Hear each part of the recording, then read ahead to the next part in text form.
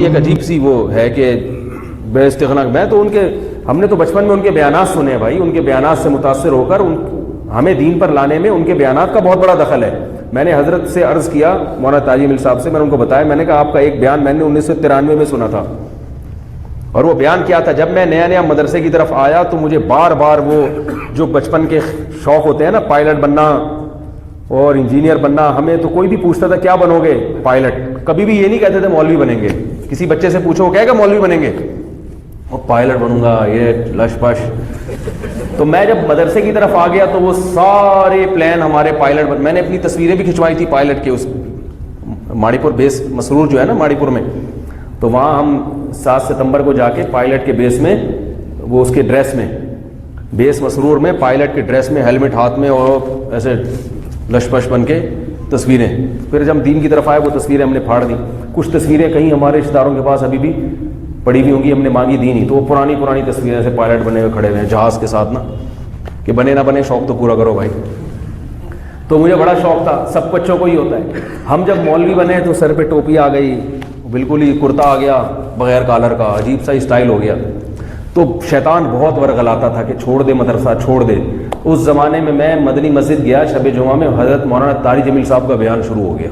اللہ نے بڑا فضل کیا، وہ جو بیان حضرت نے کیا تھا، میں نے حضرت کو بتایا، حضرت اس وقت جو آپ کے بیانات ہوتے تھے بڑے جوشیلے بیان ہوتے تھے۔ وہ بیان ایسا تھا کہ جب حضرت نے بیان شروع کیا نا تو مجمع جو رویا ہے، دھاڑے مار مار کے لوگ رو رہے تھے، ایسی کنڈیشن تھی، ایسا لگ رہا تھا کہ یعنی کوئی عجیب اللہ کی سکینت آسمان سے نازل ہو رہی ہے، عجیب کیفیات تھی لوگوں کی۔ شروع میں تو ایسے سکینت نازل ہو رہی ہے، ایسا مجمع پر جو ہے نا سحر جادو ہو گیا، اور پھر جو لوگوں کی ہچکیاں بندی ہیں وہ داڑے مار مار کے لوگ روئے ہیں۔ بڑا عجیب بیان تھا، اس وقت ریکارڈنگ کے اور ان چیزوں کے اتنا مضبوط سسٹم نہیں تھا۔ تو اس بیان میں حضرت کہہ رہے تھے کہ بھائی یہ دنیا کی حقیقت بیان کر رہے تھے کہ جو ٹانگا چلانے والا ہے نا وہ بھی کوچوان ہے، اور جو جہاز اڑانے والا ہے وہ بھی کوچوان ہے۔ وہ بڑا کوچوان ہے، یہ چھوٹا کوچوان ہے، ہیں دونوں ہی کوچوان۔ تو وہ ایسی دنیا کی نفی کی انہوں نے کہ میرے دل سے وہ، میں نے حضرت کو بھی جب ملاقات ہوئی میں نے کہا حضرت اس بیان میں آپ نے پائلٹوں کی واٹ لگا دی تھی۔ ایسے ہی میں نے کہا پائلٹ بننے کا شوق کیا ہو گیا کافور؟ پائلٹ کی اہمیت کا انکار نہیں کر رہا میں، اگر اللہ کے لیے ہے، اپنے ملک کے دفاع کے لیے ہے، پھر تو پائلٹ بننا بہت بڑی فضیلت ہے۔ ہوائی جہاز اڑا کے اپنے ملک کا دفاع کرنا، مسلمان قوم کا دفاع کرنا، یہ تو صحابہ بھی میدان جنگ میں گھوڑوں پر سوار ہو کے بہادری کے جوہر دکھاتے تھے، لیکن ہمارا مقصد تو شو مارنا تھا نا۔ کیا خیال ہے؟ ہمارا مقصد تو یہ تھا اڑیں گے، پھر یہ پھر نیچے اتریں گے، تو نیچے تو اتریں گے ہی نہیں، ہم کہا اڑ وہیں جائیں گے بھائی، ہم نیچے کیوں اتریں؟ تو ہمارا تو مقصد دنیا تھی۔ اگر ملک کی خدمت یا قوم کی خدمت مقصود ہوتی تو عالم بن کے بھی تو ہوتی ہے، اس کی بھی ضرورت ہے، عالم کی بھی ضرورت ہے۔ تو ادھر تو کبھی خیال نہیں، کیونکہ اس میں شو نہیں ہے۔ اب ٹوپی پہن کے جب گھر آئے، اور مدرسے والوں کو اللہ ہدایت دے، یہ ہمارے مدارس کے جو محتمیم بچوں کے ٹینٹ کرا کے رکھتے ہیں، تو بڑے لوگ ہیں، میں چھوٹا ہوں، بڑی بات، اللہ کا واسطہ یہ رسم کو مدرسوں سے ختم ہو جانا چاہیے۔ ایک تو اتنا بڑا مجاہدہ کر کے ہم کالج چھوڑ کر، پتلونیں چھوڑ کر، وہ جو شو بازیاں تھیں وہ چھوڑ کر مولوی بننے کے لیے مدرسے میں آئے، پائلٹ کا خواب چھوڑ دیا۔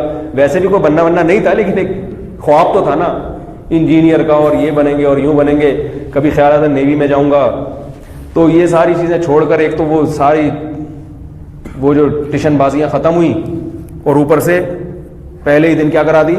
ٹینٹ کرا دی۔ گھر آ رہے ہیں تو سر چھپاتے پھر رہے ہیں۔ یہ جو میں بڑے بال رکھتا ہوں نا، یہ احتجاج میں رکھتا ہوں، ورنہ مجھے بڑے بال رکھنے کا بالکل بھی شوق نہیں تھا۔ دور حدیث میں نے ارادہ کیا اب میں بڑے بال رکھوں گا، اب تو ٹنڈ ونڈ کا ہمارے یہاں دور حدیث تک پھر ٹنڈ کا نظام ختم ہو گیا تھا، بھائی دورے سے پہلے ٹنڈ کراؤ، دورے میں پہنچیں گے تو بال رکھنے کی اجازت۔ تو جب دورے میں پہنچا تو بال رکھ لیے، جب اگلے سال تخصص میں آئے تو پھر استاذ کا حکم آئے ٹنڈ کرا لو۔ میں نے کہا اب تخصص کے بعد تو تعلیمی دور، جو اصطلاحی تعلیمی دور ہے وہ تو ختم ہو رہا ہے۔ میں نے کہا کرا لے بیٹا، اس کے بعد دیکھتا ہوں میں۔ پھر میں نے بال رکھے، یہاں تک بال کر دیے، تب تو چھوٹے ہو گئے، ادھر تک بال، بہت بڑے بال رکھے۔ پھر ہم نے کہا احتجاج میں جو ساری کسر نکالیں گے ہمیں ٹریننگ کیوں کرائی؟ لیکن بہرحال ہم فرما برداری کرتے تھے۔ آج کل جو ہے نا طلبہ میں فرما برداری نہیں ہے، استاذ نے کہہ دیا کرا دو تو اب سمجھ میں تو نہیں آ رہا ہے، لیکن اب بھائی استاذ ہیں کرا لے یار، اب چھوڑ کیا دلائی۔ اب بات کر رہا ہوں کہ بھائی یہ بڑا ظلم ہے، ٹھیک ہے، آج کل کے حساب کے لحاظ سے ٹنڈا آدمی کہیں بھی کسی کو بھی اچھا نہیں لگتا. اور دینداروں کے لیے تو زینت ویسے ہی ضروری ہے تاکہ لوگ دین کی طرف آئیں. ٹرینڈ کرا کے عجیب حسن تیرا اس طرح سالم رہا، سر منڈانے پر بھی تو ظالم رہا. یا ہمارے اساتذہ میں یہ شعر سناتے تھے، حسن تیرا اس طرح سالم رہا، سر منڈانے پر بھی تو ظالم رہا. تو میں نے حضرت سے یہ اپنا واقعہ سنایا. میں نے کہا وہ آپ نے جو پائلٹ کی ایسی کی تیسی کی تھی نا، تو وہ پائلٹ سے میری مراد کیا ہے یاد رکھو دنیا کے لیے. باقی پائلٹوں کی اپنی اہمیت ہے، اور کوئی پائلٹ آپ میں سے بن سکتا ہے تو بنے بھائی، ہر شعبے میں جانا چاہیے. تو میں یہ کر رہا تھا کہ میں تو گیا تھا کہ بھائی وہ بڑے بزرگ ہیں، وہ میری تصویریں ایسی آ گئی، یوں بیٹھا ہوا ہوں، یوں کر کے دیکھ رہا ہوں. وہ عجیب عجیب سی تصویریں آئی ہیں، وہ مارکیٹ میں چلی ہیں. تو میں اتنا بدتمیز الحمدللہ نہیں ہوں کہ بڑے حضرات کے سامنے میں اس طرح سے بیٹھوں. پھر وہ میری بات چیت کرتے ہوئے آڈیو بھی آئی ہے، اس میں بھی ایسا لگ رہا ہے میں ان کو سمجھا رہا ہوں. ایک صاحب نے مجھے فون کیا، آپ کیا ان کو سمجھا رہے تھے؟ میں نے کہا میں کون ہوتا ہوں ان کو سمجھانے والا بھائی. انہوں نے مجھ سے ایک سوال پوچھا تھا، کوئی بات پوچھی تھی جامعہ سے متعلق، میں اس کا جواب دے رہا تھا کہ بھائی وہ جامعہ میں درس قرآن کی جو ٹریننگ دی جاتی ہے اس میں یہ، وہ پوچھ رہے تھے کیا ہوتا ہے اس میں، ان کو بتا رہا تھا. تو وہ ایسا لگ رہا ہے جیسے میں ان کو سکھا رہا ہوں کہ ایسے دیا جاتا ہے درس قرآن. تو وہ آدھی بات آئی ہے نا.